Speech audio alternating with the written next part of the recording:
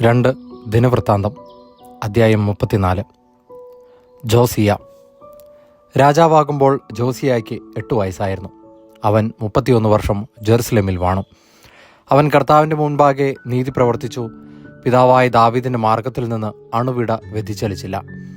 അവൻ തൻ്റെ 8-ാം ഭരണവർഷത്തിൽ ചെറുപ്പമായിരിക്കെ തന്നെ പിതാവായ ദാവീദിനെ ദൈവത്തെ അന്വേഷിക്കുവാൻ ആരംഭിച്ചു. രാജാവായി 12 വർഷമായപ്പോൾ യൂദായിലും ജെറുസലേമിലും ഉണ്ടായിരുന്ന പൂജാഗിരികളും അശേര പ്രതിഷ്ഠകളും കൊത്തുവിഗ്രഹങ്ങൾ, വാർപ്പ് പ്രതിമകൾ എന്നിവയും നശിപ്പിക്കാൻ തുടങ്ങി. അവൻ്റെ മുമ്പിൽ വെച്ച് അവർ ബാലിൻ്റെ ബലിപീഠങ്ങൾ തകർത്തു. അവയ്ക്ക് മുകളിലുണ്ടായിരുന്ന ധൂപപീഠങ്ങൾ തല്ലി തകർത്തു. അശേര പ്രതിഷ്ഠകളും കൊത്തുവിഗ്രഹങ്ങളും വാർപ്പ് പ്രതിമകളും തച്ചുടച്ചു. അവ ധൂളിയാക്കി അവയ്ക്ക് ബലിയർപ്പിച്ചിരിക്കുന്നവരുടെ ശവകുടീരങ്ങൾക്ക് മീതെ വിതറി. പുരോഹിതന്മാരുടെ അസ്ഥികൾ അവരുടെ ബലിപീഠങ്ങളിൽ വെച്ച് കത്തിച്ചു. അങ്ങനെ യൂദായെയും ജെറുസലേമിനെയും ശുദ്ധീകരിച്ചു. മനാസെ, എഫ്രായിം, ശിമിയോൻ തുടങ്ങി നഫ്താലി വരെയുള്ള ദേശങ്ങളിലെ നഗരങ്ങളിലും പ്രാന്തപ്രദേശങ്ങളിലും ഇത് തുടർന്നു. ഇസ്രായേൽ ദേശത്തുടനീളമുണ്ടായിരുന്ന ബലിപീഠങ്ങൾ അവൻ നശിപ്പിച്ചു. അശേര പ്രതിഷ്ഠകളും വിഗ്രഹങ്ങളും തകർത്തു പൊടിയാക്കി. ധൂപപീഠങ്ങൾ ഇടിച്ചു പൊളിച്ചു. അനന്തരം അവൻ ജെറുസലേമിലേക്ക് മടങ്ങി. നിയമഗ്രന്ഥം കണ്ടുകിട്ടുന്നു. 18-ാം ഭരണവർഷത്തിൽ ദേശവും ആലയവും ശുദ്ധീകരിച്ചതിനു ശേഷം അസാലിയായുടെ മകൻ ഷാഫാനെയും നഗരാധിപനായ മാസായേയെയും യോവാഹാസിൻ്റെ മകനും രേഖകൾ സൂക്ഷിക്കുന്നവനുമായ യോവാഹിനെയും തൻ്റെ ദൈവമായ കർത്താവിൻ്റെ ആലയം പുനരുദ്ധരിക്കാൻ ജോസിയ നിയോഗിച്ചു. വാതിൽ കാവൽക്കാരായ ലേവ്യർ ദേവാലയത്തിൽ ശേഖരിച്ച പണം അവൻ പ്രധാന പുരോഹിതനായ ഹിൽക്കിയായെ ഏൽപ്പിച്ചു. ഈ പണം മനാസെ, എഫ്രായിം, ഇസ്രായേലിൻ്റെ മറ്റു പ്രദേശങ്ങൾ, യൂദ, ബെഞ്ചമിൻ, ജെറുസലേം എന്നിവിടങ്ങളിൽ നിന്ന് പിരിച്ചെടുത്തതായിരുന്നു. അത് ജോലിയുടെ മേൽനോട്ടം വഹിച്ചിരുന്നവരെ ഏൽപ്പിച്ചു. അവർ പണം ദേവാലയത്തിൻ്റെ കേടുപോക്കാൻ ഉപയോഗിച്ചു. യൂദ രാജാക്കന്മാരുടെ അശ്രദ്ധ കാരണം ജീർണിച്ചുപോയ കെട്ടിടങ്ങളുടെ കേടുപോക്കുന്നതിന് ചെത്തിയെടുത്ത കല്ലും തുലാങ്ങൾക്കൂടെയുള്ള തടിയും വാങ്ങാൻ മരപ്പണിക്കാർക്കും കൽപ്പണിക്കാർക്കും അവർ ആ പണം കൊടുത്തു.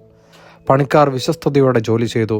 അവരുടെ മേൽനോട്ടം വഹിക്കുന്നതിന് മെറാറി വംശജനായ യഹത്ത്, ഒബാദിയ, കൊഹാത്ത് വംശജരായ സഖറിയ, മെഷുല്ലാം എന്നീ ലേവ്യരെ നിയോഗിച്ചു. സംഗീത ഉപകരണങ്ങളിൽ വൈദഗ്ധ്യമുള്ള ലേവ്യർ ചുമടെടുക്കുന്നവരുടെയും മറ്റേതു തരം ജോലി ചെയ്യുന്നവരുടെയും ചുമതല വഹിച്ചു. ലേവ്യരിൽ ഇനിയും ചിലർ പകർപ്പെഴുത്തുകാരും സേവകന്മാരും വാതിൽ കാവൽക്കാരുമായിരുന്നു.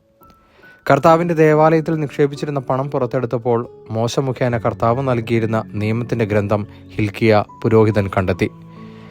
അവൻ വിചാരിപ്പുകാരനായ ഷാഫാനോട് പറഞ്ഞു, കർത്താവിൻ്റെ ആലയത്തിൽ ഞാൻ നിയമഗ്രന്ഥം കണ്ടെത്തിയിരിക്കുന്നു. അവൻ ഗ്രന്ഥം ഷാഫാനെ ഏൽപ്പിച്ചു. അത് രാജാവിൻ്റെ അടുത്ത് കൊണ്ടുവന്നിട്ട് ഷാഫാൻ പറഞ്ഞു, അങ്ങ് ആജ്ഞാപിച്ചതെല്ലാം സേവകർ അനുവർത്തിക്കുന്നു.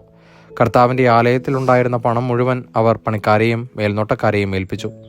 കാര്യസ്ഥനായ ഷാഫാൻ പറഞ്ഞു, ഹിൽക്കിയ പുരോഹിതൻ എൻ്റെ കയ്യിൽ ഒരു ഗ്രന്ഥം തന്നിട്ടുണ്ട്. അവനത് രാജാവിൻ്റെ മുമ്പിൽ വായിച്ചു. നിയമവചനങ്ങൾ കേട്ടപ്പോൾ രാജാവ് വസ്ത്രം കീറി. ഹിൽക്കിയ, ഷാഫാൻ്റെ മകൻ അഹീക്കാം, മിക്കായുടെ മകൻ അബ്ദോൻ, കാര്യസ്ഥനായ ഷാഫാൻ, രാജസേവകനായ അസായ എന്നിവരോട് രാജാവ് കൽപ്പിച്ചു, നിങ്ങൾ പോയി എനിക്കും ഇസ്രായേലിലും യൂദായിലും അവശേഷിക്കുന്ന ജനത്തിനും വേണ്ടി ഈ ഗ്രന്ഥത്തിലെ വചനങ്ങളെപ്പറ്റി കർത്താവിനോട് ആരായുവിൻ.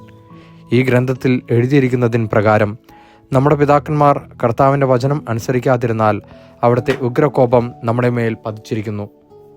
ഹിൽക്കിയായും രാജാവയച്ച മറ്റുള്ളവരും കൂടി ഹുൽദ പ്രവാചികയുടെ അടുക്കൽ ചെന്ന് വിവരം അറിയിച്ചു. ഹസ്രായുടെ മകനായ തൗഹത്തിൻ്റെ മകനും വസ്ത്രം സൂക്ഷിപ്പുകാരനുമായ ഷല്ലൂമിൻ്റെ ഭാര്യയാണ് അവൾ. പുതിയ ജെറുസലേമിലാണ് അവൾ പാർത്തിരുന്നത്. അവൾ അവരോട് പറഞ്ഞു, ഇസ്രായേലിൻ്റെ ദൈവമായ കർത്താവ് അരുളി ചെയ്യുന്നു, നിങ്ങളെ അയച്ചവനോട് ചെന്ന് പറയുവിൻ. കർത്താവ് അരുളി ചെയ്യുന്നു, യൂദാ രാജാവിൻ്റെ മുമ്പിൽ വായിക്കപ്പെട്ട ഗ്രന്ഥത്തിൽ എഴുതിയിരിക്കുന്ന സകല ശാപങ്ങളും ഈ സ്ഥലത്തിന്മേലും ഇവിടുത്തെ നിവാസികളുടെ മേലും ഞാൻ വർഷിക്കും. അവർ എന്നെ പരിത്യജിക്കുകയും അന്യദേവന്മാർക്ക് ധൂപം അർപ്പിക്കുകയും അങ്ങനെ തങ്ങളുടെ കരവേലകളാൽ എന്നെ പ്രകോപിപ്പിക്കുകയും ചെയ്തതിനാൽ ഈ സ്ഥലത്തിന്മേൽ എൻ്റെ ക്രോധം ഞാൻ ചൊരിയും. അത് ശമിക്കുകയില്ല. കർത്താവിൻ്റെ ഹിതം ആരായാൻ നിങ്ങളെ അയച്ച യൂദാ രാജാവിനോട് പറയുവിൻ, നീ കേട്ട വാക്കുകളെക്കുറിച്ച് ഇസ്രായേലിൻ്റെ ദൈവമായ കർത്താവ് ഇപ്രകാരം അരുളി ചെയ്യുന്നു, ഈ സ്ഥലത്തിനും ഇവിടുത്തെ നിവാസികൾക്കുമെതിരായ വാക്കുകൾ കേട്ടപ്പോൾ നീ അനുതപിക്കുകയും ദൈവമായ എൻ്റെ മുമ്പിൽ നിന്നെ തന്നെ എളിമപ്പെടുത്തുകയും വസ്ത്രം കീറുകയും വിലപിക്കുകയും ചെയ്തതിനാൽ ഞാൻ നിന്റെ യാചന ചെവിക്കൊണ്ടിരിക്കുന്നു. നീ പിതാക്കന്മാരോട് ചേർന്ന് സമാധാനത്തിൽ സംസ്കരിക്കപ്പെടുവാൻ ഞാൻ ഇടയാക്കും. ഈ സ്ഥലത്തിൻ്റെയും ഇവിടുത്തെ നിവാസികളുടെയും മേൽ ഞാൻ വരുത്താനിരിക്കുന്ന അനർത്ഥങ്ങളൊന്നും നിനക്ക് കാണേണ്ടി വരികയില്ല. അവർ മടങ്ങിവന്ന് രാജാവിനെ വിവരമറിയിച്ചു. ഉടമ്പടി പുതുക്കുന്നു. രാജാവ് യൂദായിലെയും ജെറുസലേമിലെയും ശ്രേഷ്ഠന്മാരെ വിളിച്ചുകൂട്ടി. യൂദ ജെറുസലേം നിവാസികളെയും പുരോഹിതന്മാരെയും ലേവ്യരെയും വലുപ്പ ചെറുപ്പമന്യേ സകല ജനത്തെയും കൂട്ടി രാജാവ് കർത്താവിൻ്റെ ആലയത്തിലേക്ക് ചെന്നു. ദേവാലയത്തിൽ നിന്ന് കണ്ടെത്തിയ ഉടമ്പടിയുടെ ഗ്രന്ഥം അവരെ വായിച്ചു കേൾപ്പിച്ചു.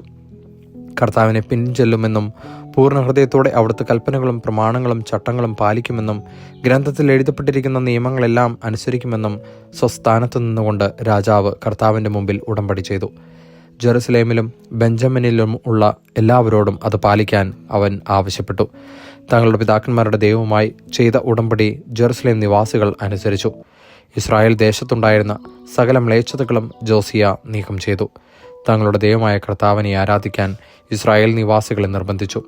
അവൻ്റെ ജീവിതകാലം മുഴുവൻ തങ്ങളുടെ പിതാക്കന്മാരുടെ ദൈവമായ കർത്താവിനെ സേവിക്കുന്നതിൽ നിന്ന് അവർ പിന്മാറിയില്ല. ദൈവവചനമാണ് നാം കേട്ടത്.